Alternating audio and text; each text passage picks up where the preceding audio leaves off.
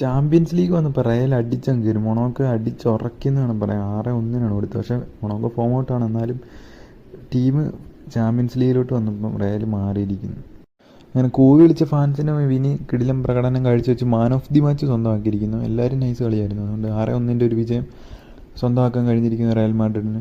Champions ലീഗിലോട്ട് വരുമ്പോഴേ നമുക്കറിയാം Real വേറൊരു ട്രാക്കിലേക്ക് മാറുന്ന എല്ലാ സീസണും നമ്മൾ കാണുന്നതാണത്.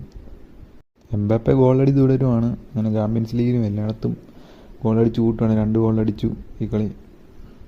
അൽ നസർ ജയിച്ചിരിക്കുന്നു. 2-1 ജയമാണ്. റൊണാൾഡോ ടോപ്പ് സ്കോറാണ്. 960 ഗോള് റൊണാൾഡോ പൂർത്തിയാക്കിയിരിക്കുന്നു. പക്ഷേ ഈ സീസൺ ഇനി കപ്പെടുക്കുമോ, ലീഗ് കപ്പെടുക്കുമോ എന്ന് കണ്ടറിയണം. അൽ ഹിലാലിനെ മറികടന്ന് ഇനി കപ്പെടുക്കുക എന്ന് പറയുന്നത് ഇച്ചിരി ടാസ്ക്കുള്ള കാര്യമാണ്.